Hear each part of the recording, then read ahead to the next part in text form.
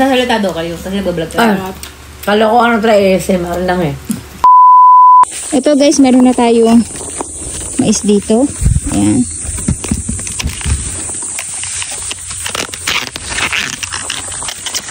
Mukhang lumaki na naman siya.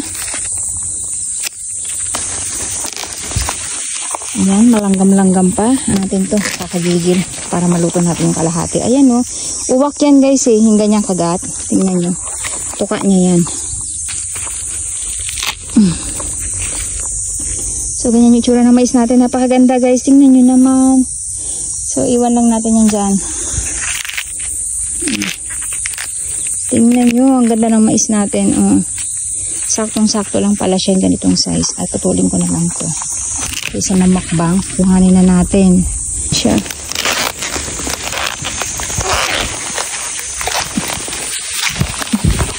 Alam nyo guys, masarap na mais ay hindi pa masyadong magulang. Ayan, at ilalaga natin, tapos babuunin natin. Sa kotse tayo magkakainan ng mais. Ayan. Ito guys yung masarap na mais. Pwede nyo kainin ng hilaw. Alam nyo kung bakit? Kasi hindi pa siya ganun kapal yung balat. Sabi nila baka hindi ka matunawan. Ito yung mais na pinaghirapan ng lola nyo. Tapos minakbang lang na yupak. Medyo mabigat na rin kasi yung itsura niya. Silipin lang natin guys. Ayan, maliliit pa talaga. Bell pepper. So, ayan guys, yung mga mais natin, ang liliit pa nila. Ayan, na-harvest natin ng 2 oras dahil natakot si lola nyo na maagawan tayo ng, ng uwak. Ang payat pa niya guys, so hindi pa lumalaki. Kasi baka mamukbang na ng ng uwak. Payat pa, Payat pa niya guys, So, ito yung mga mais natin, guys. Ayan, hindi pa sila masyado talagang magulang. At ang liliit pa nga nila. Kaya lang natakot tayo na unahan tayo ng uwak. Ayan, nagpari kay lola nyo. Pumitas na tayo. Itadakimasu, hilaw to, guys. Hindi pa natin naluluto.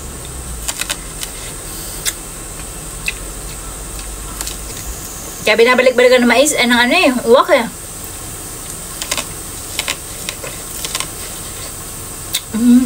Bakit ko daw kinakain ng hilaw yung mais, guys? Kasi, masarap ang mais pag bagong harvest. Ayan, bagong harvest yung mais. Hilaw pa yan, guys. Hindi pa natin naluluto. Tamis. Tamis. Sobrang tamis, diba? Ang babata pa, guys, ng mais. Wala pa laman masyado. Ito, puro puting, pala to, variety, guys. Ito naman yung dilaw natin na variety. Ayan. May pahabol pa tayo na tanim na mais. Plano ko doon ko sa farm ko itatanim doon sa malaking farm. Kinukuha natin to guys, tong buhok. Sabi nila ay healthy daw to. Kaya gagawin natin siyang tsaa. Ayan. Magpapakulo tayo guys ng buhok ng mais.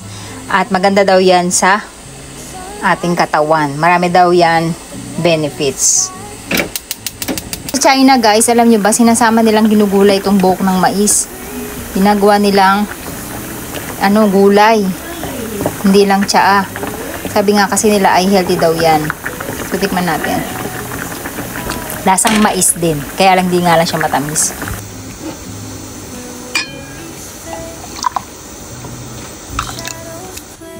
Jajan!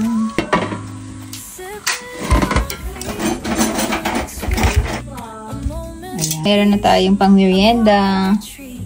Parang nabutong hininga lang bata. Ayan yung mais natin, guys. Hindi na makikita yung mais na ibumukbang nyo. Tapos, ito yung butter. Gaganyan lang natin yung butter. Kasi gusto daw nila may butter. Ako, okay na ako nawala. Ano mo kasi sabi? Kumain na kayo. Itadakimasu, guys! Hindi mo. Hindi ka pa Mami, pwede. may asin yan. Hindi pa siya pwedeng umuya yan. Magtatry pa siya.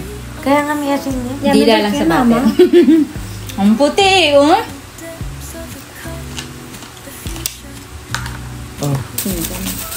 Ganyan yung tabi ka sa Pilipinas. I see. Parang ang supay naman yun. Dami sobra. Pagluluto na. Pang-adobo nga yan, mamay. Itadakimasu, guys. Dahimasu.